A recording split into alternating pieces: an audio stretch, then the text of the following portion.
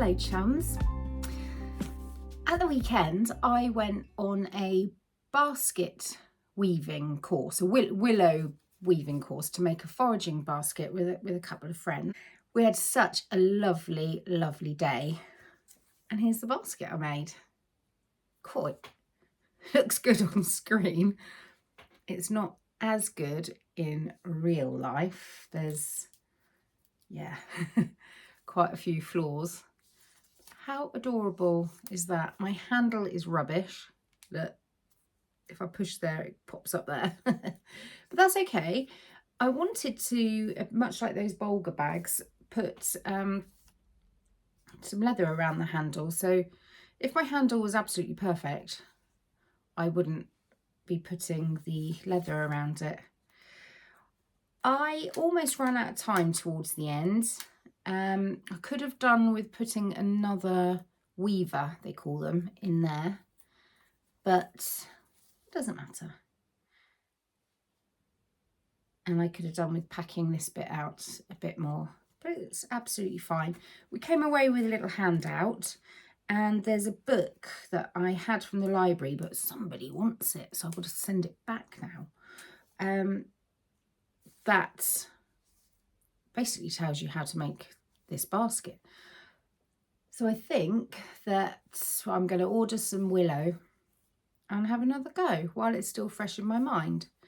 And although this took all day to make, some of that was, well, I say all day, it was from 10 till 4 and we had an hour at lunchtime.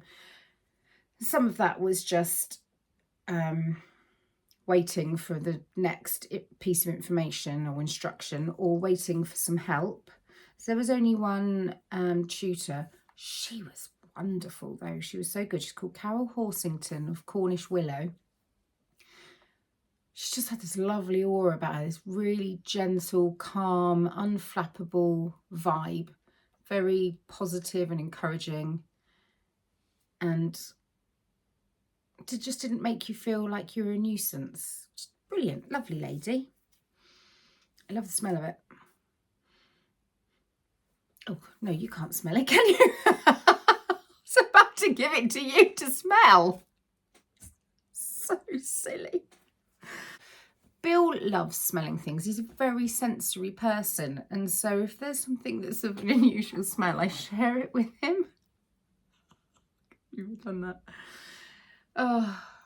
I've seen a couple of questions pop in on my last video asking me about this mug, and I will get around to answering them, but it's from my friend Catherine. She does sell these in her shop. She's Bed of Roses on Instagram, and online she's Bed of Roses Norway. Someone's at my door. 1 moment, please.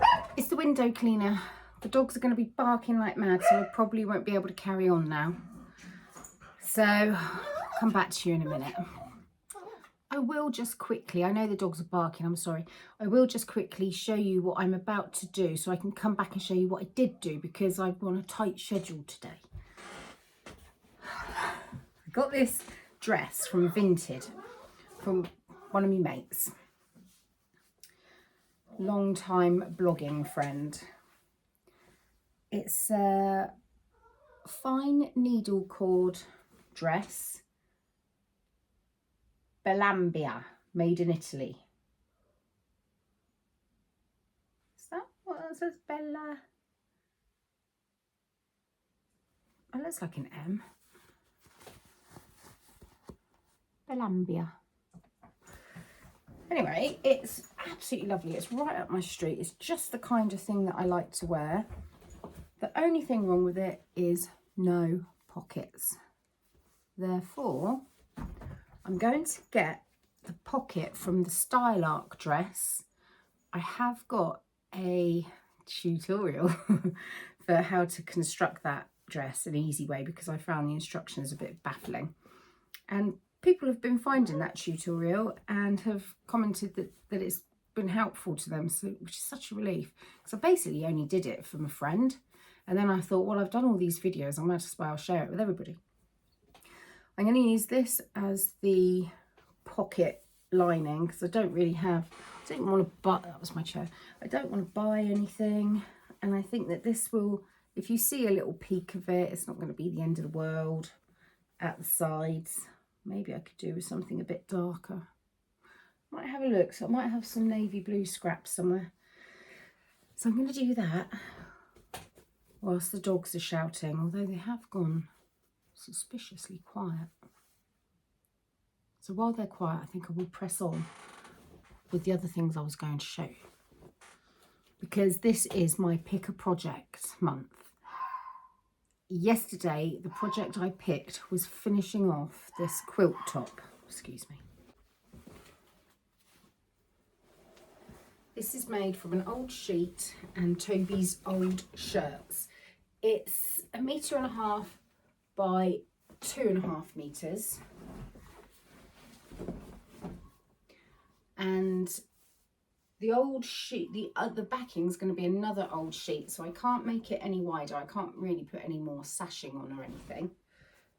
But that's fine by me. It's just going to be kind of throw it in the back of the car picnic blanket thing. So that was the project I picked yesterday to finish. I'd cut out all of the pieces and I had probably done 2 meters of it. So I finished off this 1/2 meter yesterday. Now I need to order the batting and get on with it. Get that done. And off my list. I still have so many cut out squares and shirts, although the pile is diminishing because I've given a lot of it away to my friends and my mum, and I've made, this is my second quilt that I've made from it. I need to order the batting.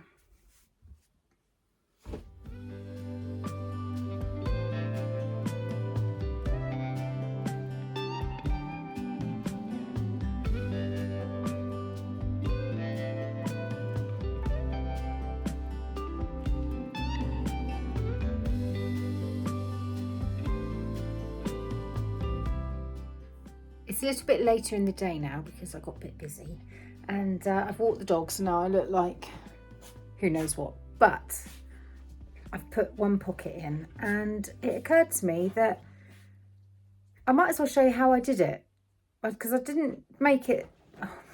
Hoggo is digging. I didn't do it a super professional tailored way. I just did it the way that I did it.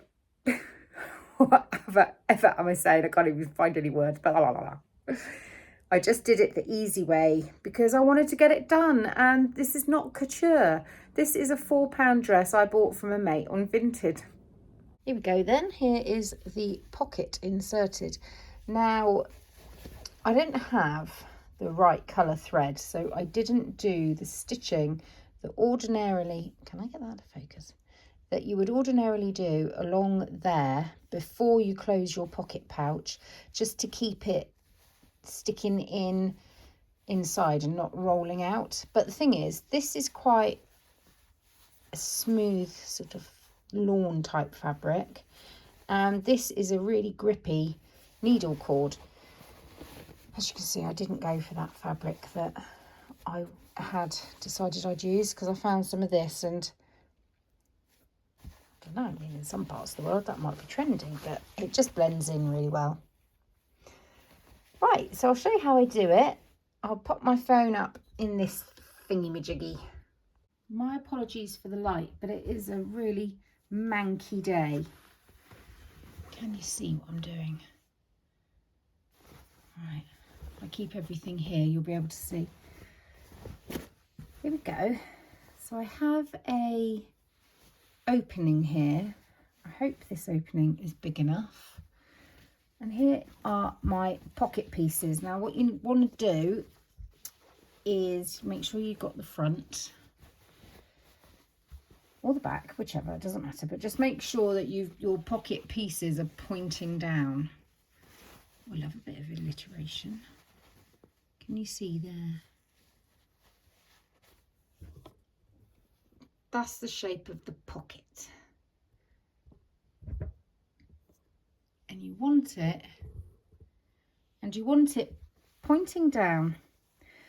So get this seam that you've opened up, and Wherever you've decided to put your pocket, make sure it's the same as the other side. I popped a pin in, so I know it's the same as the other side. And place the top edge, can you see that, against your open seam. Pin it. That's one side of my pocket pinned in. So in sewing terms, that is right side to right side. And now I shall do the back part of the pocket. Just make sure that you get them in the same position.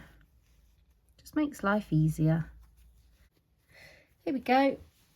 So that's the two pocket pieces attached with pins. Now we'll take it to the sewing machine and we're going to sew whatever your seam allowance was as dictated by your original seam. It's about, I don't know, just over ½ centimetre here. You're going to stitch along there. Make sure when you're stitching your pockets that you do some backwards and forwards stitches here, just to give it a little bit more reinforcement.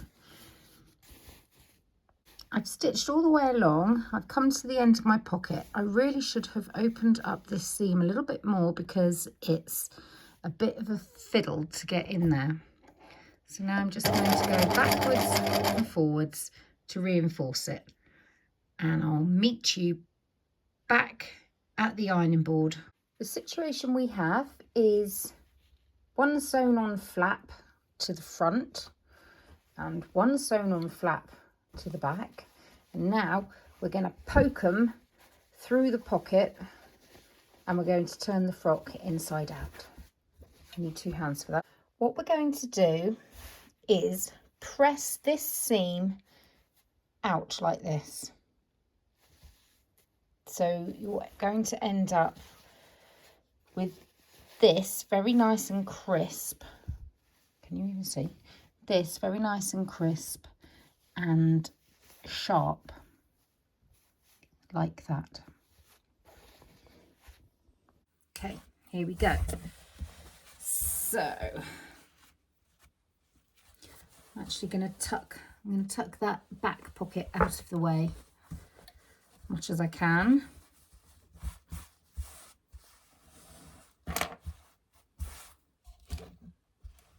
I've got this dinky little iron for patchworking. It's adorable. There, lovely. I'm going to do the same to the other side. I want that flattened out.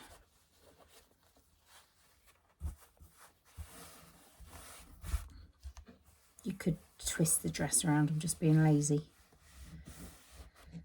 Okay, lovely. That is lovely and flat. Next, what we're going to do is line up these pocket pieces perfectly. Pop a pin in all the way around. Make sure they're all lined up.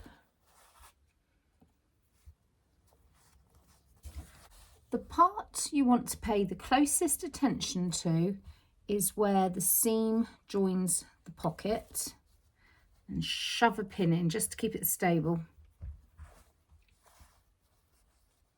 I mean, I'm telling you to do this like you have no idea, because maybe you don't, but if you do, then suck eggs. That's the phrase that springs to mind. I'm teaching you to suck eggs, which is a very strange, old-fashioned phrase. Okay. The situation we have here then is pressed seam, pockets pinned together, and a seam that needs closing up, and a pocket pouch that needs closing up. So what we're going to do is we will take our line of stitching where the original seam line is, and we'll stitch all the way down there where we unpicked. I'm going to stitch to about here, and then I will stitch all the way around my pocket pouch. Here you can see I'm at my sewing machine. I'm going to stitch, this will be noisy, sorry. I'm going to stitch, oh, it's tricky trying to do it through a phone. I'm not going to stitch over that pin because I don't want to run the risk of breaking my needle.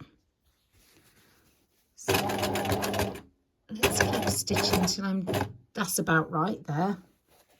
I'm going to do some reinforcing stitches, so back a couple of times, forward a couple of times, back a couple of times, and then come forward again. Now I'm going to pivot, do exactly the same here with the reinforcing stitches, and then I'm just going to go wee all the way around the pockets. That was my chair. All the way back to here, at which point I'll do some reinforcing stitches there, some reinforcing stitches there on the seam, and then I'll just whiz up to close the seam, back stitch, and the pocket is pretty much done. Of course, if I was a professional sewer and a professional tutorialist, I would have used much more agreeable fabric and thread. But you can just make out here the reinforcement stitches I did at the top of the pocket, and I did exactly the same down here. Now I'm going to zigzag stitch all the way around the pocket edge and the seam that I undid the overlocking on. Is there something on my screen? Sorry about that. I think there might have been something on my lens.